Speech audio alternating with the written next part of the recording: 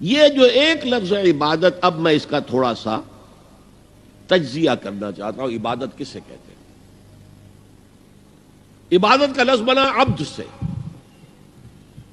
عبد غلام، جس کا آج آپ تصور نہیں کر سکتے. آج ہمیں جس کا تجربہ ہے وہ امپلائر امپلائی ریلیشن شپ کا ہے. آپ نے کسی کو بطور مزدور رکھا ہے، شام تک کام کرنا ہے، 100 روپے دینے ہیں، وہ آپ کا ملازم ہے، غلام نہیں ہے. وہ جب 8 گھنٹے پورے ہو جائیں گے سلام کرے گا اور جائے گا. اور اگر آپ نے کسی کو رکھا ہے خانسامہ کی حیثیت سے اور آپ کہیں بھئی آج وہ نہیں آئی، بھنگن وغیرہ نہیں آئی ہے، ذرا جاؤ ہمارا وہ ٹوائلٹ صاف کراؤ، وہ صاف کر دے گا. جناب میں آپ کا خانسامہ ہوں، میں ٹوائلٹ صاف کرنے کے لیے ملازم نہیں ہوا.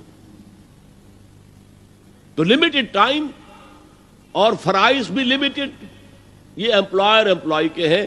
وہ فرائض ادا کرنے کے بعد وہ آپ کے برابر کا شہری ہے، 1 ووٹ آپ کا 1 ووٹ اس کا ہے، کوئی فرق نہیں آپ کے اس کے درمیان.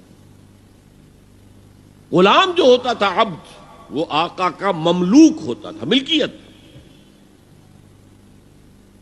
اور وہ ہمہ تن ہمہ وقت ہمہ جہت حکم ماننے پر مجبور تھا. رات کو حکم دے رہا ہے تو نہیں کہہ سکتا صاحب آج اب تو رات کا وقت ہے، آپ کیا حکم دے رہے ہیں، میں تو نہیں مان سکتا. ماننا پڑے گا. کسی بھی وقت کسی بھی نوعیت کا جو بھی حکم دے، ہمہ وقت ہمہ تن ہمہ جہت اطاعت. اور یہ کہ اگر آقا نے کوئی کوٹھڑی دے دی ہے کہ اس میں رات کو سو جایا کرو، تو وہ اس کی ملکیت نہیں ہو جاتی، ملکیت آقا کی ہے. وہ خود ہی ملکیت اپنے آقا کا ہے. کوئی چارپائی دے دی ہے سو جایا کرو، تو وہ اس کی ملکیت نہیں ہو جاتی.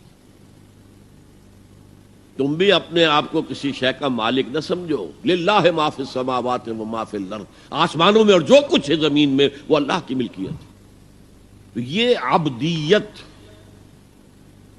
یہاں تک کہ اگر آپ کو معلوم نہ ہو کہ اس زمانے میں آقا کو اختیار تھا، جس طرح چاہے ٹارچر کرے، جس طرح کی چاہے تکلیف دے، اور جب چاہے قتل کر دے، کوئی مقدمہ نہیں. غلام کی طرف سے کوئی مدعی نہیں، کوئی اس پر پکڑ دھکڑ نہیں. تم نے کیا کیا؟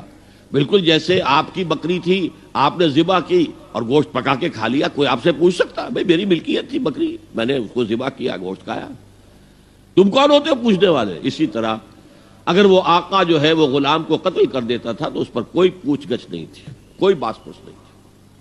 اس معنی میں اللہ کے غلام بننا، ہمہ تن ہمہ وقت ہمہ وجوہ ہمہ جہت، اللہ کی غلامی، اللہ کی اطاعت.